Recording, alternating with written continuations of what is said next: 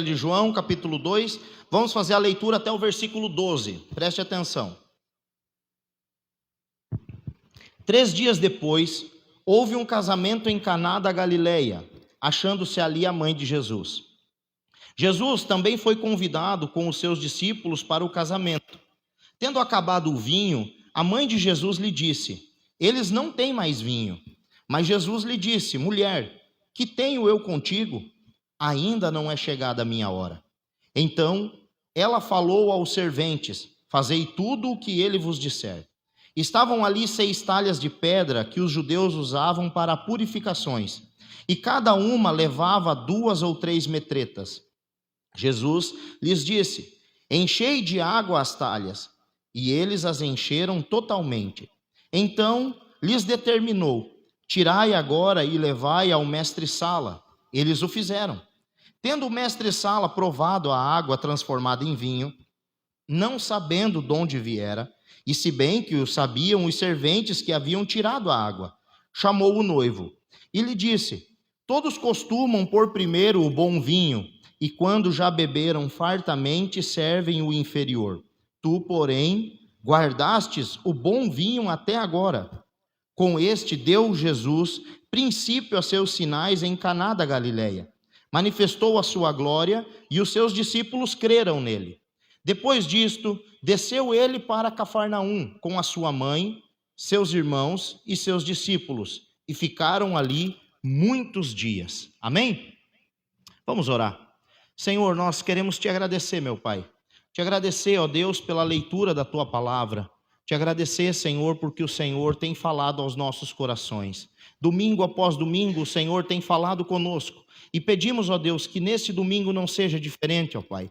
Que o Senhor fale aos nossos corações por meio da tua palavra. E que todos, ó Deus, que aqui estão, ó Deus, do maior até o menor, do mais moço até o mais velho, que todos possam sair daqui cheios do poder que há na tua palavra. Assim, ó Deus, nós oramos em o nome do Pai, do Filho e do Espírito Santo de Deus. Amém.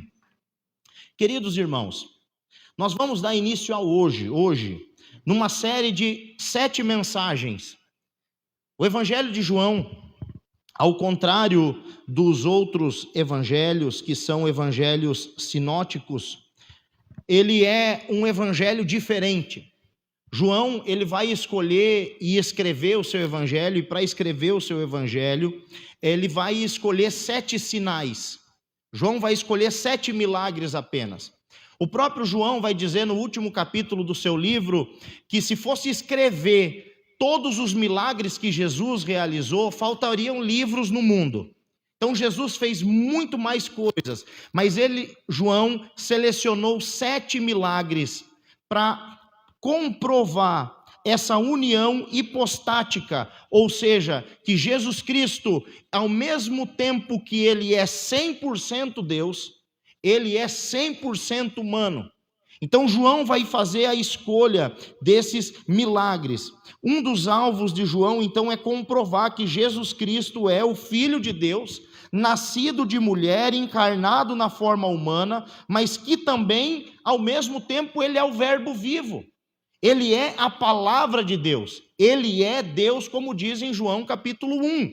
Ele é Deus. E aqui nós vamos ter essa prova, vamos começar a entender isso, porque Jesus, no início do seu ministério, está como qualquer um de nós aqui, convidado em um casamento, participando de uma festividade. Eu creio que a maioria, se não todos aqui, já participaram de um casamento, foram convidados a um casamento. E Jesus também foi convidado e participou desse casamento. Mas ao mesmo tempo que Jesus está participando do casamento, ele se manifesta como sendo Deus, transformando água em vinho naquele casamento. Então o Evangelho de João, ele tem essa peculiaridade, que ao contrário dos outros 3 evangelhos que são sinóticos, ou seja, imagine 3 alpinistas subindo a mesma montanha. Cada um vai ter uma visão um pouquinho diferente, mas na sua grande maioria o relato dos 3 vai ser muito semelhante, porque eles escalaram a mesma montanha. Então, ler Marcos, ler Mateus e ler Lucas, você tem poucas diferenças de um assunto para o outro. Mas João não. João é o mais diferente de todos eles, porque justamente ele escolhe para escrever esse evangelho fatos específicos, com um objetivo. Qual é o objetivo de João? Está lá no capítulo 20, versículo 31.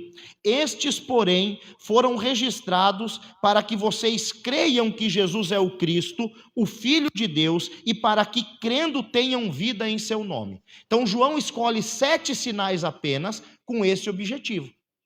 O objetivo de que ele venha comprovar que Jesus Cristo é o Filho de Deus e que nós venhamos crer que Jesus Cristo é verdadeiramente o Filho de Deus. E o Evangelho de João, então, ele é escrito com esses 7 milagres, mas também 7 afirmações. Então são 2 blocos.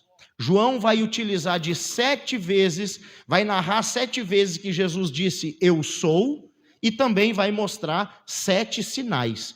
Então, os 7 eu sou de Jesus Cristo, no Evangelho de João, começa com Jesus dizendo, eu sou o pão da vida, eu sou a luz do mundo, eu sou a porta das ovelhas, eu sou o bom pastor, eu sou a ressurreição e a vida, eu sou o caminho, a verdade e a vida. E ele termina com eu sou a videira verdadeira. Tudo isso tem um objetivo, tudo isso tem um propósito. Esses são os 7 eu sou de Jesus no Evangelho de João. Mas tem os 7 sinais que nós vamos começar hoje. E o primeiro desses sinais é a transformação de água em vinho no casamento em Caná da Galileia, aqui em João capítulo 2, a cura do paralítico no tanque de Betesda, em João capítulo 4, a multiplicação de pães e peixes em João capítulo 6, Jesus caminhando sobre o mar, ainda em João capítulo 6, a cura de um cego de nascença em João capítulo 9 e a ressurreição de Lázaro em João capítulo 11. Então note que tem uma crescente na revelação dos sinais de Jesus Cristo. Começa com a transubstanciação de água para vinho e termina com a ressurreição do seu amigo Lázaro. Um fato que é muito importante, irmãos, destacarmos, é que João vai se referir aos milagres de Jesus como sendo sinais. João não fala 7 milagres, mas João vai falar que são 7 sinais. Isso por quê? Porque um sinal não tem um fim em si mesmo. Assim como um milagre não tem um fim em si mesmo. Um sinal aponta para algo maior, sim ou não? Por exemplo, você está andando em uma via, e aí tem lá uma placa, lombada eletrônica a 100 metros. Você passar por essa placa não significa que você passou pela lombada. Esse sinal, essa sinalização aponta algo maior lá na frente. Por exemplo, a 500 metros está o hospital, uma placa indicando. E João vai dizer que esses milagres de Jesus são sinais, eles não são um fim em si mesmo, mas eles apontam algo maior. E o que é que os sinais estão apontando? Estão apontando para quem o realiza. Então, os sinais que João escolhe, ele escolhe com o objetivo de que, através desses sinais, fica 100% claro de que Jesus Cristo é verdadeiramente o Filho de Deus. Algo muito peculiar que João também nos revela é o primeiro milagre de Jesus. Antes desse sinal aqui, Jesus não operou nenhum outro milagre. O primeiro milagre que Jesus Cristo opera foi no casamento em Caná da Galileia, está aí em João capítulo 2, versículo 11, na sua Bíblia. Mas os outros milagres não são sequenciais. Então João só vai colocar em primeiro na lista o primeiro milagre, mas a partir do segundo não é mais numa ordem cronológica. Ele escolhe milagres, lembrando que João foi o último apóstolo a ser morto, todos os apóstolos já haviam morrido pelo viés do martírio e João tinha sido exilado na ilha de Pátimos. Então, o último evangelho a ser escrito foi o evangelho de João. E ele teve tempo para selecionar os milagres, que ele entendia e revelado pelo Espírito Santo, que comprovavam a divindade de Cristo, né? Então é isso. O primeiro milagre de Jesus aconteceu em um casamento. E isso prova o quanto Jesus Cristo se importa com a família e o quanto Jesus Cristo valoriza a família. Jesus manifestou a sua glória, como está escrito aí no versículo 11, em um casamento. Provavelmente os noivos eram amigos próximos da família. Alguma linha teológica acredita que poderiam ser até parentes de Maria, devido à preocupação que ela teve quando acabou o vinho. Note que Maria presta atenção e Maria é a única que notou que o vinho estava acabando. Então, acreditam que ela já, nessa altura do campeonato, era como uma espécie de matriarca daquele clã, e ela fica preocupada com isso. Mas isso são especulações. O texto não nos garante que foi assim que aconteceu. Mas há aqui uma preocupação de Maria, e Maria então vai falar com Jesus. Jesus também foi convidado e junto com ele foram os seus discípulos para essa festa de casamento. Ô meus irmãos, só quem aqui já organizou um casamento sabe o quanto que é difícil. Por mais simples, você fala, não, eu vou fazer uma coisinha bem simples. Dá trabalho. São muitos detalhes. São muitos detalhes, são muitas pessoas, são muitas coisas. E diga, irmãos homens, vocês vão de concordar comigo, que as mulheres são muito detalhistas. A tal da gravata que tem que combinar com o vestido das madrinhas e aquela coisa toda. Então é flor, é gravata, é os padrinhos, são os pajens, quem leva a aliança, o vestido da noiva, o traje do noivo, a cerimônia, o jantar, o pastor, quem que vai, o juiz de paz. É muita coisa. E tudo isso para poucas horas. Imagine o casamento judeu naquela época, que era cultural durar 7 dias. Você já imaginou? E ficava por conta do anfitrião receber as pessoas, né? Preparar a casa, alimentação, bebida. Se já há margem de erro para dar errado, se já há possibilidade de dar errado em uma festa que dura algumas horas, imagine uma festa que dura muitos dias. Muitos dias. Muitas coisas podem sair do controle, mesmo que você seja uma pessoa extremamente planejada. E esta família eles tinham um mestre-sala. Eles tinham contrataram alguém que era especialista em casamento. E era um homem que, segundo o texto, entendia de vinho. Porque quando os serventes chegam com aquela talha de água, ou talvez com um balde cheio de água, e aquele homem pega aquela combuca de água e prova, ele diz, você quebrou o protocolo. Ele chama o noivo e diz, você quebrou o protocolo. Porque todos servem o bom vinho no começo, e quando as pessoas já estão muito felizes, estão muito altas, eles colocam o vinho ruim, para a festa não ficar tão cara.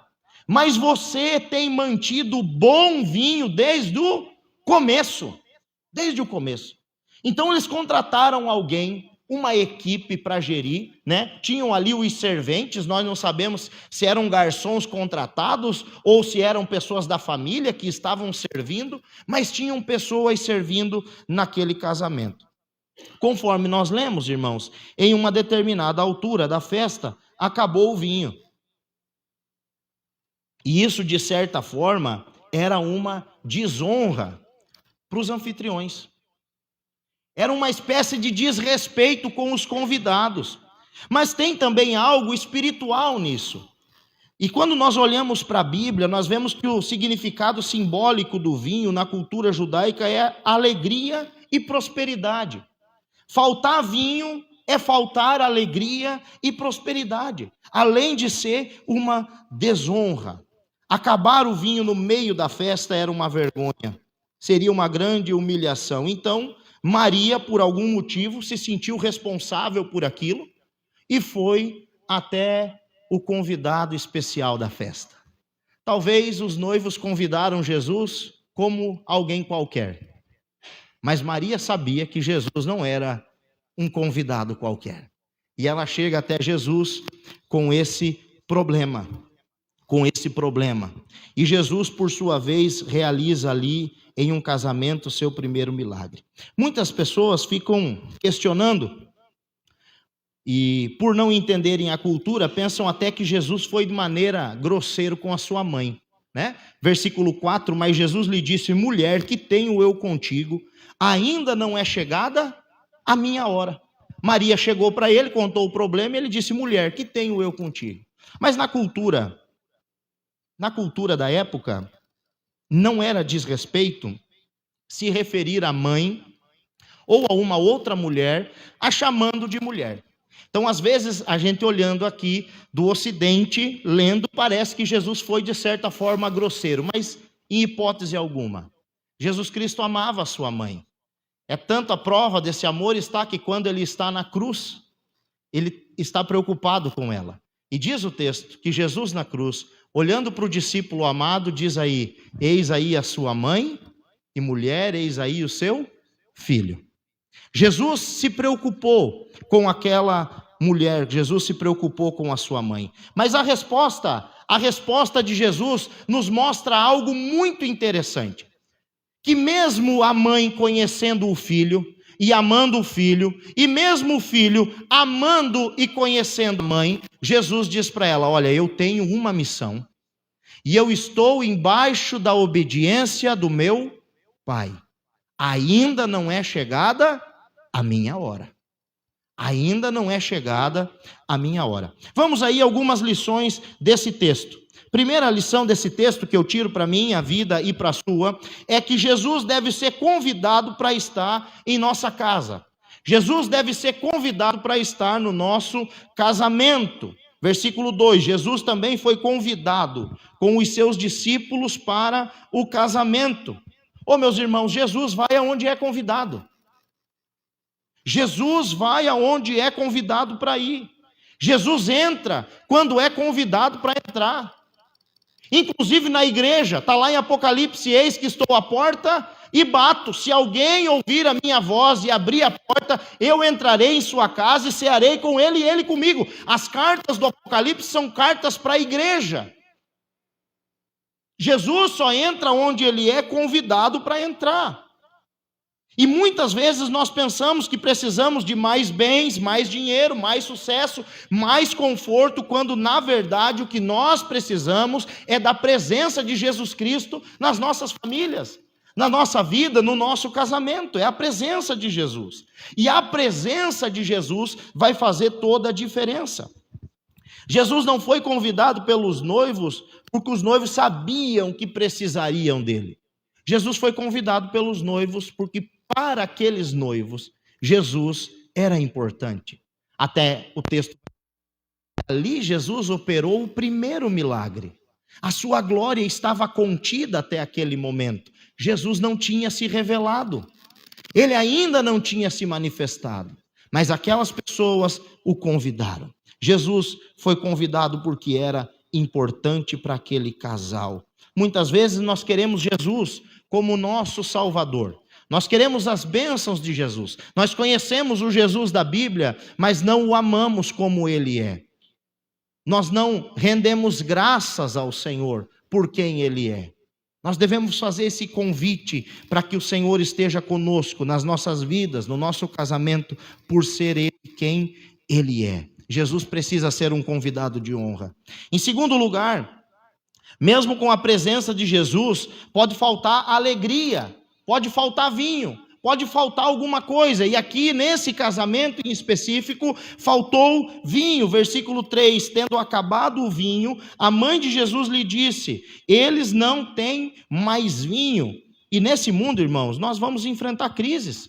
Converse com casais mais antigos, vocês que são casais novos, vocês vão ver que as crises fazem parte da nossa vida. Mesmo tendo Jesus nos nossos corações, nós vamos enfrentar situações, problemas, crises, tristezas, doenças, decepções. Nós somos provados para sermos aprovados. Mas nós passamos por crise. E ter Jesus não significa ausência de problema. Ter Jesus nas nossas vidas não significa ausência de problema, mas significa uma presença permanente, de que quando surgiu o problema, Cristo está lá, Cristo está lá. E no casamento também não é diferente. Nós precisamos de Jesus todos os dias na nossa vida. Nós precisamos do Senhor Jesus. Por mais atento que nós possamos ser, a vida sempre nos causa algumas peças. A vida não segue o nosso script. A vida não acontece do jeito que a gente programa. As coisas mudam, e mudam de repente. E nós precisamos ter Cristo nos nossos corações e Cristo presente na nossa família. Em terceiro lugar, nós precisamos identificar o problema. Identificar o problema e levar com urgência para a pessoa certa. Quem é que identificou o problema aqui? Maria. Maria viu que o vinho ia acabar. Não tem mais vinho, acabou. Não tem mais vinho. O que é que Maria fez? Maria levou aquele problema para Jesus. Maria levou aquele problema para Jesus. Irmãos, falta-nos detalhes nesse texto, né? Mas isso é uma suposição minha. Toda mãe conhece o filho, todo pai conhece o filho. E Maria chega para Jesus e diz: olha, acabou o vinho. E Jesus responde: mulher, que tenho eu contigo? Ainda não é chegada a minha hora. Maria sai dali e fala com os serventes: façam tudo o que ele vos disser. Na minha interpretação, só pelo tom da voz de Jesus, Maria entendeu que Jesus alguma coisa ia fazer.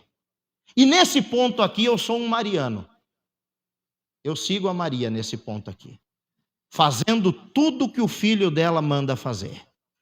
Nós precisamos seguir esse conselho.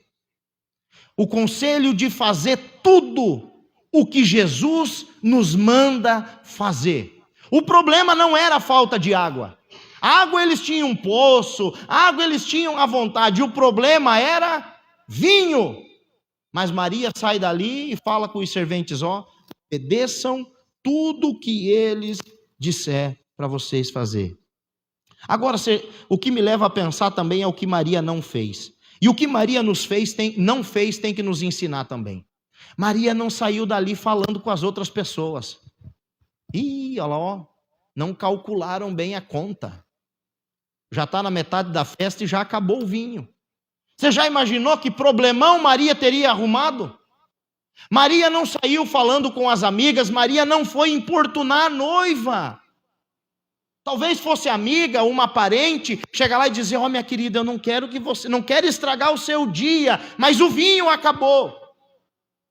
E como tem pessoas, né, que chegam com esse papinho: olha, eu não quero te trazer um problema, mas chega e descarrega um problema. Eu não quero acabar com o seu dia, mas olha, aconteceu isso, isso e isso. Maria se posiciona para resolver o problema. Ela não tinha o que fazer a não ser levar essa causa a Cristo. Então, se você está diante de algum problema que para você solucionar é impossível, não fique falando para os outros. Leve essa causa a Jesus e entregue nas mãos dele. E faça como ela fez também. Obedeça. Obedeça. A Bíblia diz que a mulher sábia, ela edifica a sua casa, mas a tola com as suas próprias mãos a destrói. Meus queridos irmãos, é necessário levar esses problemas para Jesus. Para Jesus. Olha, tem problema que a sua vizinha não vai conseguir resolver. Para de falar do seu marido para sua vizinha. Para de fazer propaganda desse servo de Deus. Você também, abençoado, para de falar do seu relacionamento, da sua esposa para os seus amigos. Não faça propaganda. Tem coisas na nossa vida, problemas familiares, conjugais, que só Cristo tem a solução. Pare de espalhar para as outras pessoas e leve a Cristo, entregue nas mãos de Jesus. Se ele não se importasse com o casamento, se ele não se importasse com a família, ele não teria manifestado a sua glória em um casamento. E foi o primeiro milagre dele, no casamento.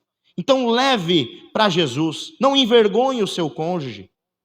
Em quarto lugar, nós precisamos obedecer prontamente às ordens de Jesus. Façam tudo o que ele disser.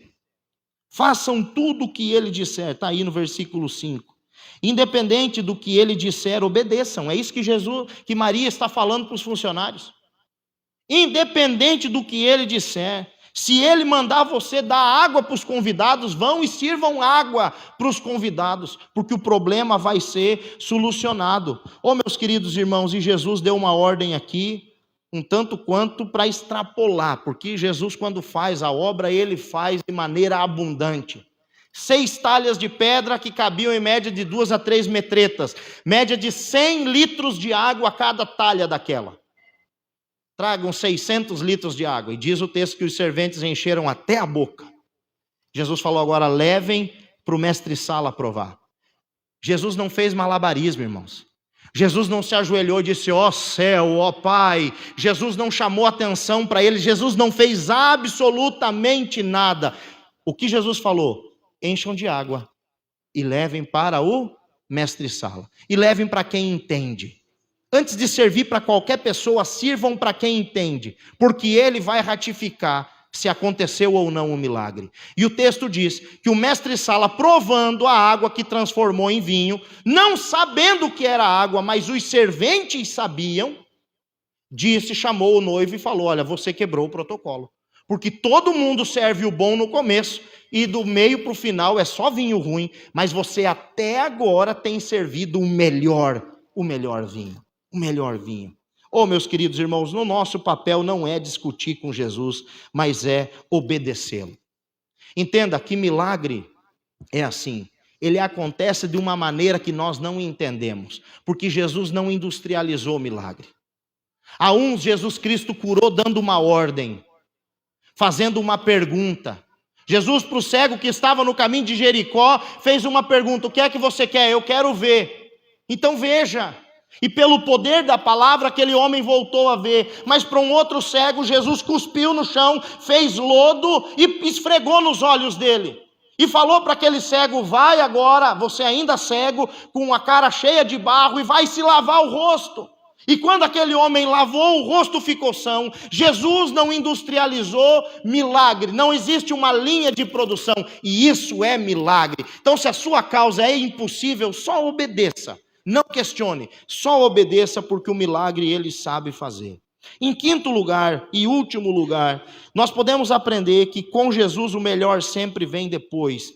Versículo 8 em diante, que vai dizer assim: agora tirem um pouco e levem ao responsável pela festa. E eles o fizeram. Quando o responsável pela festa provou a água transformada em vinho, ele não sabia de onde tinha vindo, por mais que os serventes que haviam tirado a água soubessem.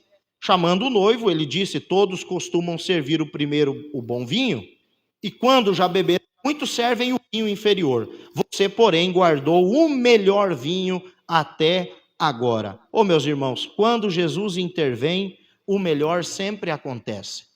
O melhor sempre acontece. O vinho que Jesus forneceu era um vinho superior, igual a qualquer, ou melhor do que qualquer outro vinho. Essa festa poderia ter sido uma vergonha. Essa festa tinha tudo para ser um fracasso, mas não foi por quê? Porque os noivos lembraram-se de convidar Jesus. Nós precisamos lembrar de convidar Jesus para as nossas vidas. Quando Jesus está presente na nossa vida, nós podemos sempre esperar o melhor. Ele é o Deus que tem poder de transformar água em vinho, mas Ele também pode transformar sua tristeza em festa, porque talvez é isso que esteja faltando no seu casamento, alegria. Ele tem esse poder. Ele tem poder de transformar desonra em honra. Ele tem poder de transformar choros em riso. Ele tem poder de trazer a prosperidade para dentro do lar e da família. Jesus tem poder de transformar lamentos em cântico de alegria. Não se esqueça disso. Com Jesus, o melhor sempre vem depois. E se você estiver vivendo o melhor, amém. Continue com Cristo na sua vida. Mas se você não estiver vivendo o melhor, hoje é o dia de você convidar Jesus para entrar no seu coração, na sua vida e também na sua família. Qual que é a conclusão de tudo isso? O que esse milagre de transformar água em vinho, ele é um sinal do quê? Que sinal é esse milagre? E eu concluo com 3 aplicações breves. Primeira, em primeiro lugar, esse milagre é o sinal de que Jesus não era uma pessoa comum. Jesus não era apenas um convidado entre outros. Esse sinal prova e aponta para o fato de que Jesus tem poderes similares ao Deus Pai, de criar e manipular os elementos através da sua palavra. O mesmo Deus que lá no princípio disse haja e aconteceu, agora está presente no seio familiar, está presente em um casamento, também pelo poder da sua palavra, transformando os elementos. Jesus nem sequer tocou na água, não manipulou aquela água de maneira nenhuma, só pelo poder da sua palavra. O alvo do sinal é mostrar que Jesus era o Messias prometido, de que ele é o Filho de Deus. Em segundo lugar, o objetivo desse sinal é manifestar a glória de Jesus. Veja no versículo 11. Assim, em Caná da Galileia, Jesus deu início a seus sinais. Ele manifestou a sua glória e os seus discípulos creram nele. Oh, meus irmãos, essa expressão manifestar a glória é uma expressão do Antigo Testamento, e muitos salmos vão dizer que Deus é a sua glória. Alguns livros apócrifos relatam que Jesus, quando era criança, realizou alguns milagres. Alguns apócrifos, livro de Tomé, tem até um livro de Nicodemos. Então, alguns livros apócrifos falam sobre isso, de que certa vez um menino esbarrou em Jesus, e Jesus amaldiçoou aquele menino. Jesus também era uma criança, e aquele menino caiu morto. Isso é o que encontrou um pássaro morto em sabedoria diante de Deus, que com 12 anos de idade fazia perguntas difíceis aos mestres da lei. Isso tudo está escrito na palavra, mas nada disso do que eu citei para vocês é verdadeiro, por isso são livros apócrifos. João vai apresentar e dizer que o primeiro milagre de Jesus aconteceu nesse casamento. Até este dia, Jesus não tinha operado nenhum milagre. A manifestação da sua glória aconteceu no casamento em Caná da Galileia, depois que Jesus foi anunciado como sendo o Filho de Deus. Lembra no episódio do batismo, quando Jesus sai das águas, uma voz do céu diz: este é o meu Filho amado, em quem eu tenho muita alegria, e o Espírito Santo desce em formato de uma pomba, e ali nós temos uma visão da Trindade, o Filho levantando das águas, a voz do Pai no céu, e o Espírito manifestado na forma de uma pomba. Jesus é levado pelo Espírito Santo ao deserto, vence o diabo no deserto, volta para Nazaré, é expulso de Nazaré e vai para este casamento em Caná da Galileia, e ali Jesus manifesta a sua glória, o primeiro milagre do Senhor. O primeiro milagre. Só Jesus, só Deus pode fazer essas coisas. E em último lugar, em terceiro lugar, esse sinal de Jesus levou os discípulos a crer nele, porque até então os discípulos não criam nele. Os discípulos o seguiam, mas não criam. Versículo 11. Assim, em Caná da Galileia, Jesus deu início a seus sinais. Ele manifestou a sua glória e os seus discípulos creram nele. Creram nele.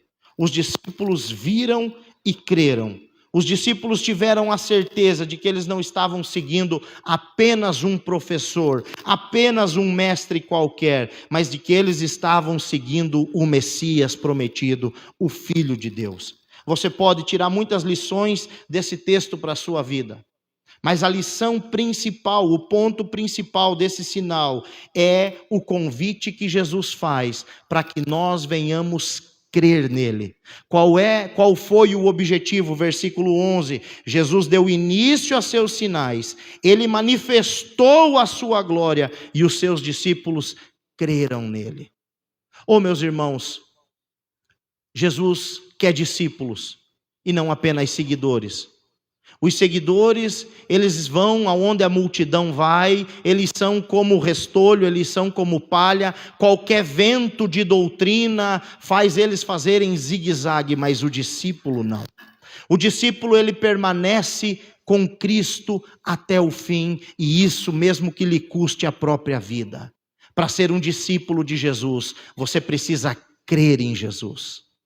Talvez foi apresentado para você um Jesus que podia resolver os seus problemas, lhe dar uma vida melhor, e Jesus pode fazer isso tudo é bônus. Mas o objetivo principal de Jesus é pessoas que o adorem verdadeiramente, que creiam nele. Você crê em Jesus? Você crê verdadeiramente em Jesus? Porque se você crê verdadeiramente em Jesus, você é um discípulo de Jesus, e você está caminhando no caminho certo.